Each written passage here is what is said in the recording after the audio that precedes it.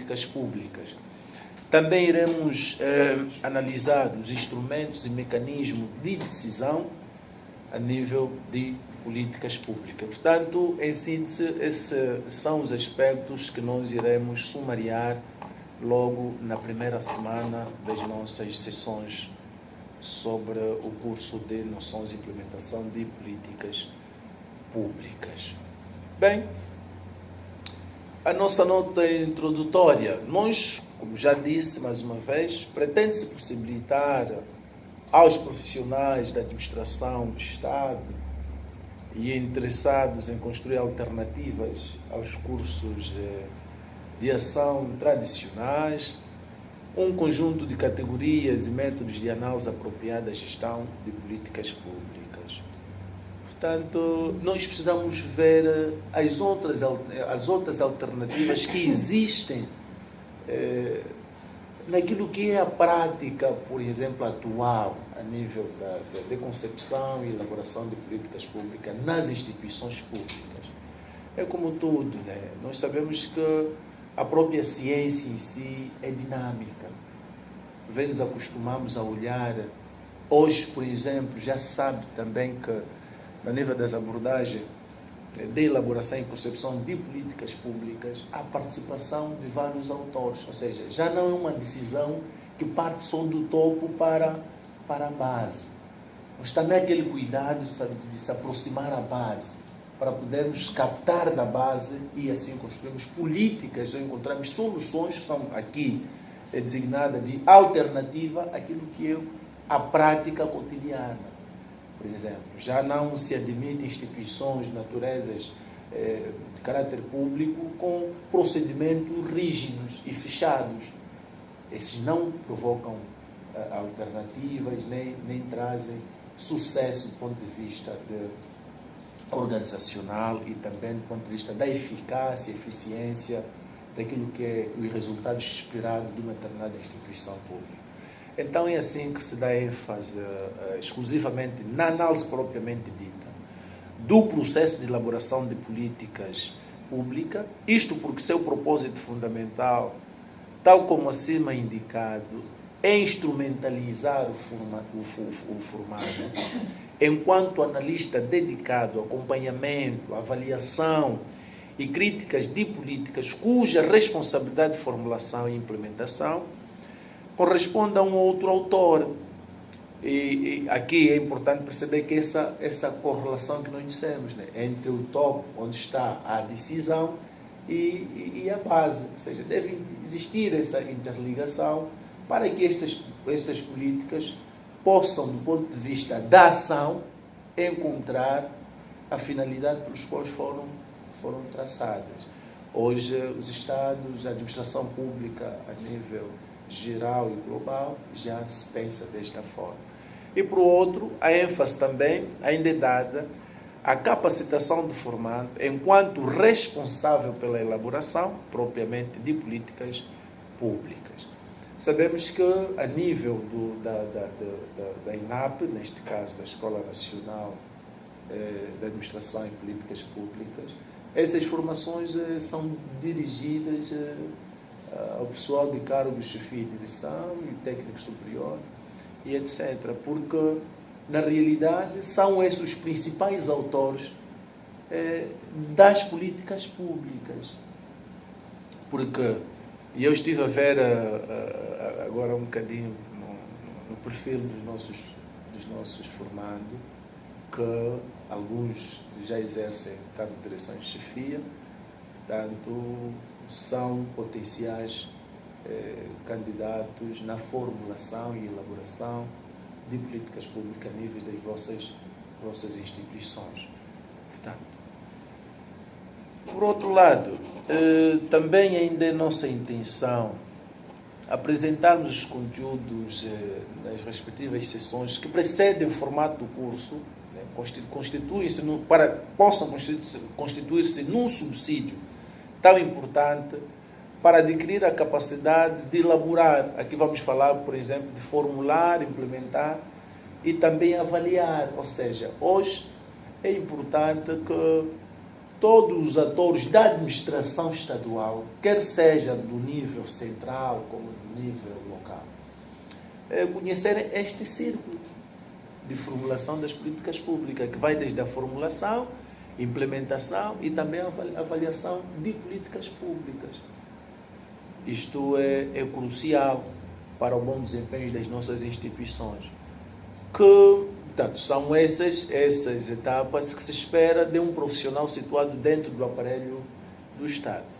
Com estas sessões, pretende-se apresentar e problematizar a importante tarefa do Estado, em conjunto com a sociedade, de formular políticas públicas através de ações planeadas. Sem dúvida que o processo de formulação de políticas públicas é de suma importância na medida em que estamos formando quadros especializados de alto nível da administração central e local para a implementação de uma cultura política administrativa baseada na ação planeada do Estado. Portanto, do ponto de vista aquilo que é a concepção do Estado, sabemos que somos nós os atores principais do Estado. Porque se olharmos para aquilo que é a essência do próprio Estado, nós vamos perceber aqui 3 elementos fundamentais. Só existe Estado quando estamos perante um território, quando esse território contém uma população e um poder político instituído. Portanto, nós somos os principais autores do Estado. Então, importa que todos aqueles indivíduos que estão inseridos nos órgãos de decisão do Estado, portanto, tenham uma concepção elementar de políticas públicas. Gostaria também aqui de abrir um parênteses para dizer aos colegas, assim digo, que não se preocupem, se calhar podem tomar algumas notas de forma muito sintética, porque esse conteúdo está disponível, os PowerPoint, quero também os PDF e teremos também material auxiliar que eu, quando tiver acesso aos e-mails aqui dos colegas, poderei enviar todos os conteúdos para podermos então todos interagirmos. Porque acredito que desta forma vamos tirar maior proveito daquilo que nós na turma vamos. Aqui são algumas notas síntese que nós vamos trazer para simplesmente facilitar a concepção teorética do que nós pretendemos. E, por favor, gostaria que a nossa abordagem fosse a mais simples e a mais compreensível também. Estamos aqui todos para podermos aprender uns com os outros. Então, ok. Então, os outros, passando propriamente agora aquilo que é a nossa primeira sessão, nós vamos abordar a questão de políticas públicas. E nesta aula abordaremos de forma introdutória a definição de políticas públicas, suas características, o que dizem os principais teóricos de políticas públicas, chegando a um conceito que atenda à nossa finalidade neste curso. Além disso, buscaremos situar o campo de estudo das políticas públicas, apresentando-a como uma área em incidência na concepção do Estado contemporâneo. Portanto, esses são os objetivos que nós vamos procurar atingir nesta primeira sessão da nossa ação formativa.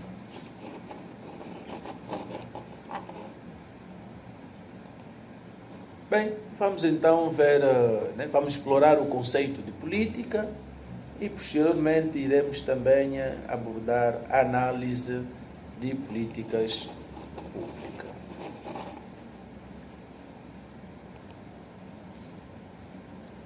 Bem, a análise de políticas públicas ou de política em si não implica necessariamente numa identificação do analista com os objetivos daqueles que controlam o processo político.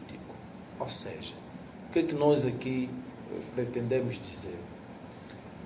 Que a análise de política não implica necessariamente perceber aquilo que é a perspectiva do analista ou a compreensão do analista de políticas, aqui em lato sensu, né?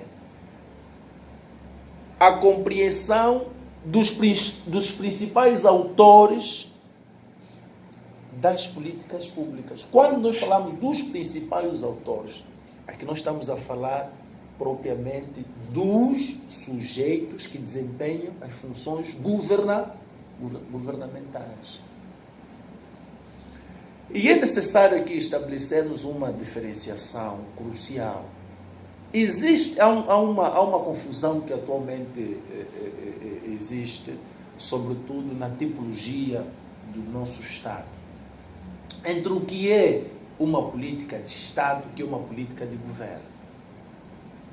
Ou seja, o que são políticas públicas estaduais, de Estado, e o que são políticas públicas governamentais.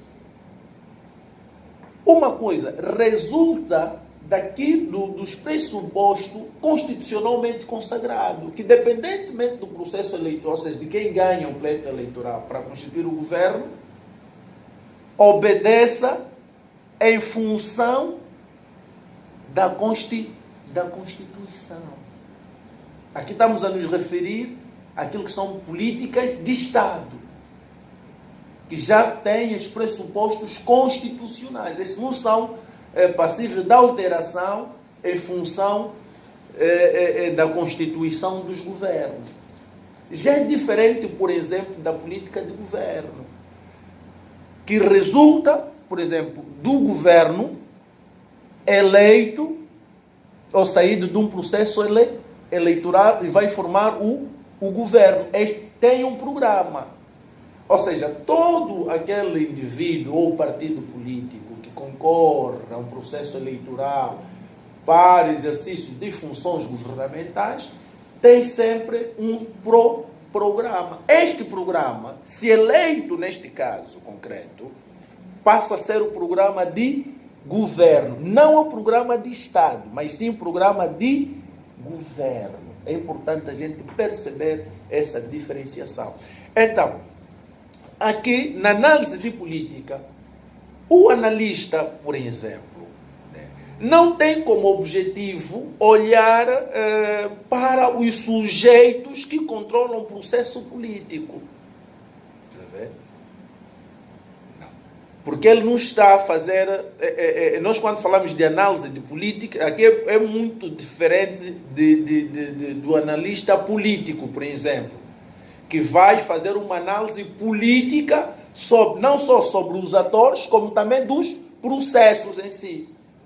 É diferente. Na análise de política, a incidência é mesmo os processos políticos. É perceber aqui a nossa visão deve se inscrever aquilo que são os processos políticos. A subversão do status quo demanda talvez que, mais do que sua preservação, o seu correto entendimento. Bem, posto fora disso, o conceito de política em si é muito vasto. Tanto é muito vasto até porque acarreta várias interpretações multidisciplinares. Na ciência política podemos ter uma outra percepção do conceito de política, na sociologia política e no direito e assim sucessivamente. Mas nós aqui procuramos trazer 4 autores que apresentam o conceito de política de forma diferenciada, mas que no fundo, do ponto de vista da finalidade, acabam por concordar. É assim que, para David Eastman, 1953, para este autor que encontramos o seguinte conceito de política. Portanto, para esta autora, a política é uma teia de decisões que alocam valores. Já para o Jenkins, esse autor formulou o seu conceito em 1978, vê política como conjunto de decisões interrelacionadas concernindo a seleção de metas e os meios para alcançá-las dentro de uma situação específica. Depois iremos fazer uma análise comparativa de todos esses conceitos. Mas para este autor, para um outro autor brasileiro, que é o Renato Degnin, em 2011, ele apresenta o conceito de política que não é autoevidente. Ou seja, ele sugere que uma política pode ser considerada como um curso de uma ação ou inação, mais do que decisões ou ações específicas. Portanto, o primeiro autor vai dizer que uma política é uma teia de decisões, que a Locke falou. O segundo vai dizer que é um conjunto de decisões. Vejam que a expressão decisão vai sempre prevalecer no conceito de cada autor aqui identificado. E o Renato Degnin vai dizer que, mais do que decisões, portanto, vai falar sobre ações específicas. Ele também entende assim. Vamos ver aqui mais um outro autor. É o Wildavisky. Esse autor diz que a política é usado para se referir a um processo de tomada de decisões, mas também ao produto desse processo. Para Han e Hill, esses autores também apresentam um conceito de política como implicações do fato de que a política envolve antes um curso de ação ou uma teia de decisões do que uma decisão, destacando aspectos tais como: primeiro, uma rede de decisões de considerável complexidade, uma série de decisões que, tomadas em seu conjunto, encerram mais ou menos o que é a política. Políticas mudam com o passar do tempo e, em consequência, o termo de uma política é uma tarefa difícil. Portanto, esse autor, que é muito difícil encontrar o fim de uma determinada política. E, por último, o estudo de política deve deter-se também no exame de não decisões. Ou seja, o que é que nós podemos aqui observar de todos esses autores? Há uma palavra-chave: decisões. Vamos ver que para cada conceito que esse autor apresenta, vimos sempre aqui a questão das decisões. Então, mas quem toma então essa decisão ou quem toma essas decisões? No âmbito governamental, por exemplo, no âmbito também societal da sociedade. Quem toma essa decisão para a coletividade? Olhando para o figurino dos Estados de Direito democráticos, obviamente que essas decisões são tomadas pelo poder político. São os decisores políticos que tomam essas decisões. Essas decisões que geralmente têm um caráter setorial. Vamos ver uma decisão para a política nacional de saúde, da educação, do saneamento básico, por exemplo. Vocês, colegas, estão a perceber. Há sempre uma decisão que tem que ser tomada para a coletividade, para o Estado. Então, quem são esses atores que tomam essas decisões? A nível de Estado. Quem detém o poder de governar. Por isso é que, por exemplo, nós aqui vamos nos referir especificamente à tipologia de Estado de Direito Democrático. Nós vimos que, na lógica, nós aqui percebemos o seguinte. Vamos supor, nós aqui ao topo temos o Estado. Temos aqui o Estado. Para o Estado, nós vamos encontrar os autores que lutam para o exercício e manutenção do poder de Estado, que são os partidos políticos. Os partidos políticos. Mas esses partidos políticos resultam de quê? Da vontade. Muito bem. Temos aqui a base que é o povo, que é soberano, que vai delegar o poder aqui, a estas instâncias, que por sua vez, eles organizados em grupo, vão lutar para a aquisição e controle do poder do Estado. E passam a quê? A exercer o poder do Estado, de modo em que as suas decisões recaem diretamente para são os principais autores. São os principais autores. É necessário que os colegas tenham isso para nós, porque nós temos que perceber, temos que entender como é que funciona o Estado, para nos dar um melhor entendimento de políticas públicas. Por isso é que esses autores vão sempre colocar, colegas, olhem que as decisões são tomadas sempre aqui no topo. As decisões são tomadas aqui ao topo. Estas decisões, prestam todos que esses podem dizer, professor, são enormes, sérias decisões.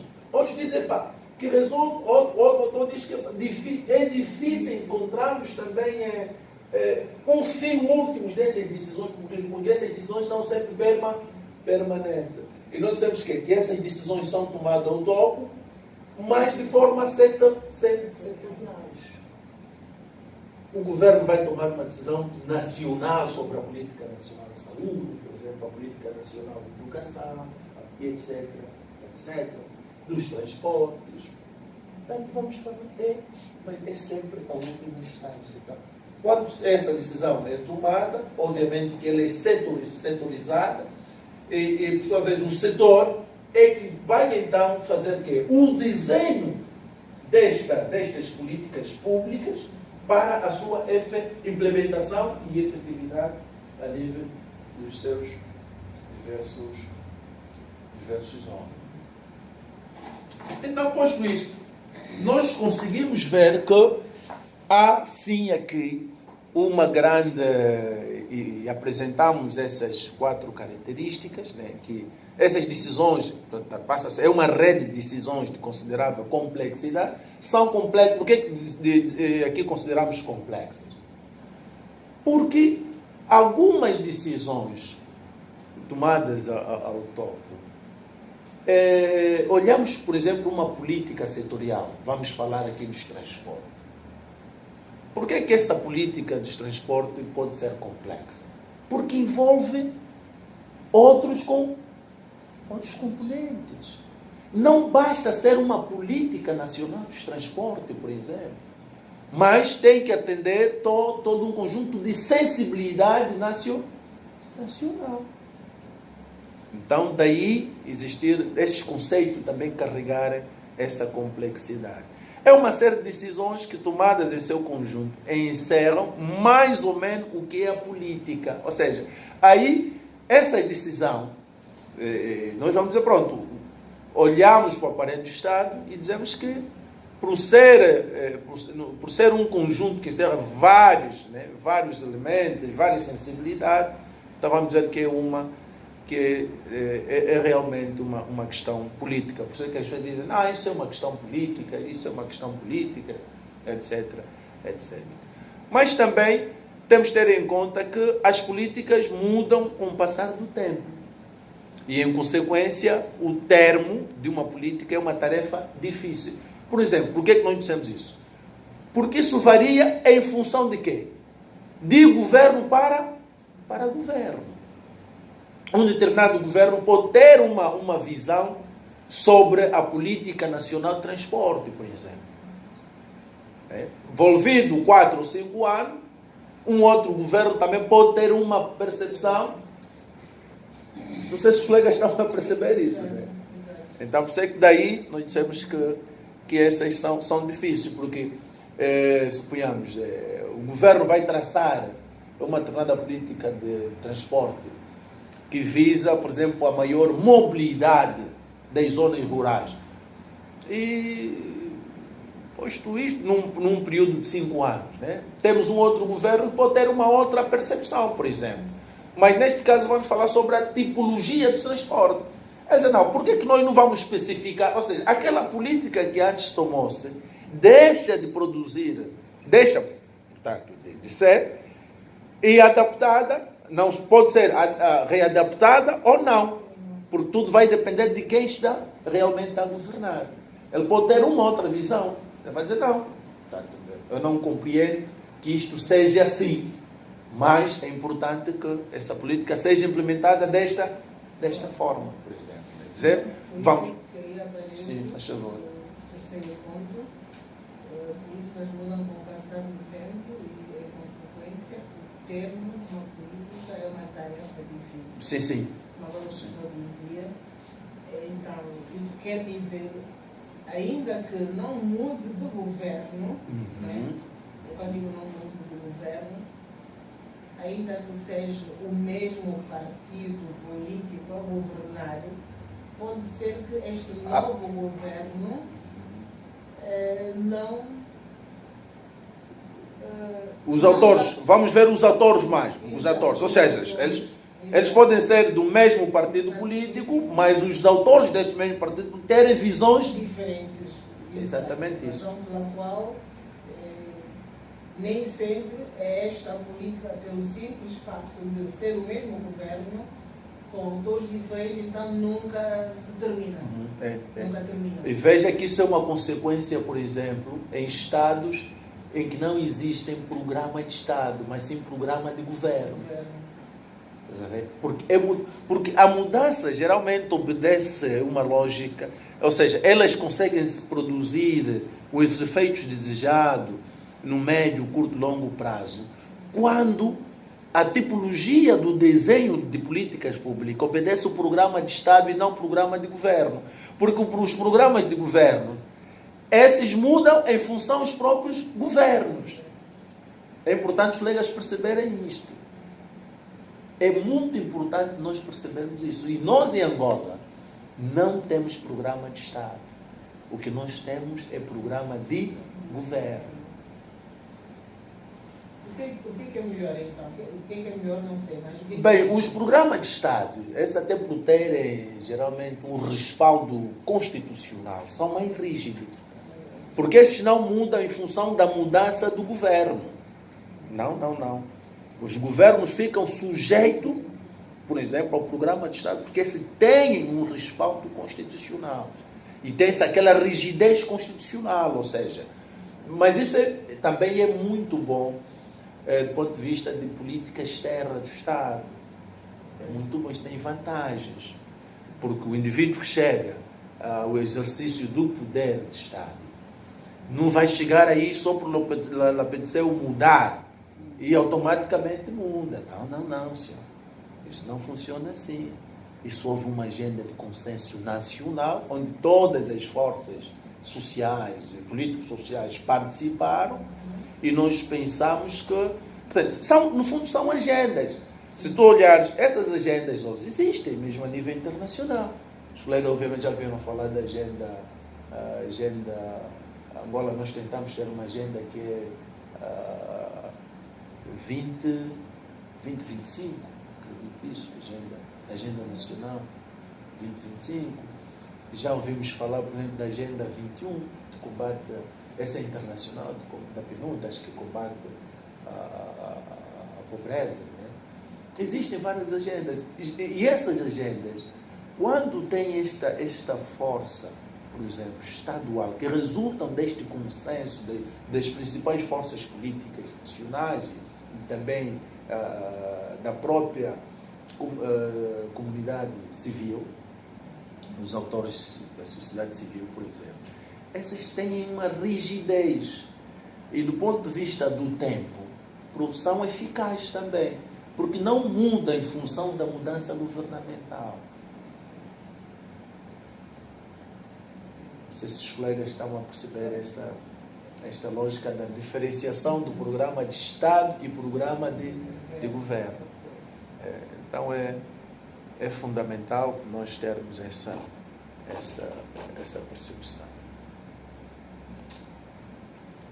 Bem, então, ao trabalharmos em análise de políticas, há que lembrar que o tempo pode ser usado de muitas maneiras, tais como o campo de atividade ou envolvimento governamental, social e econômico, embora com limites nem sempre definidos. Objetivo, situação desejada, aqui é sempre a estabilidade econômica. No atual contexto nós vimos isso, estamos a lutar para a estabilidade macroeconômica, né? Uma vez que existe a estabilidade política.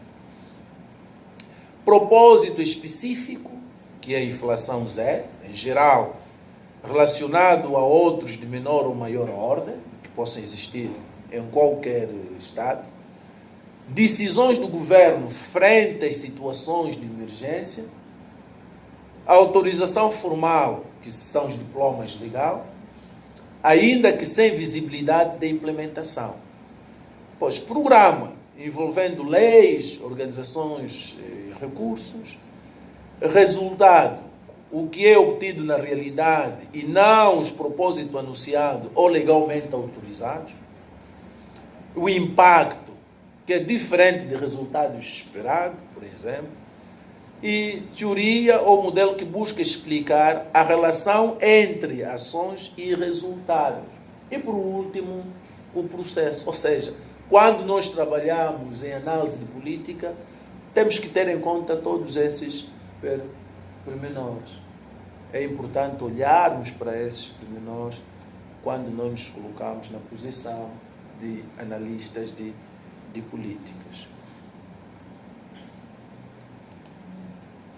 Bem, as definições e os cuidados que se deve tomar mostram que, na análise de política, há que levar em conta dois pormenores fundamentais. Primeiro, os aspectos políticos que são inerentes ao processo de elaboração de políticas. Os aspectos políticos que são inerentes ao processo de elaboração de políticas. Como é que nós podemos compreender esse primeiro pormenor olhando para a nossa realidade política? A colega começou com um bom exemplo. Por exemplo, falamos num contexto em que estamos perante políticas de governo, mas em que os autores têm diferentes percepções sobre um determinado problema.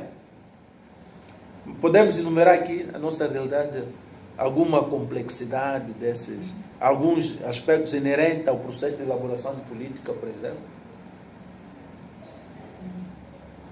Vamos falar, por exemplo, aquilo que é a nossa agenda atual, o combate à corrupção.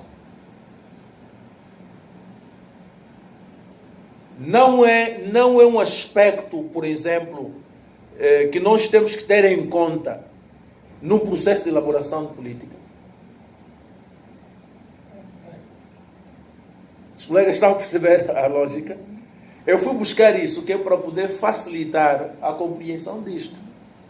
Porque nós estamos a dizer, as definições e os cuidados que se deve tomar, né, no processo de análise de políticas mostram que, na análise de política,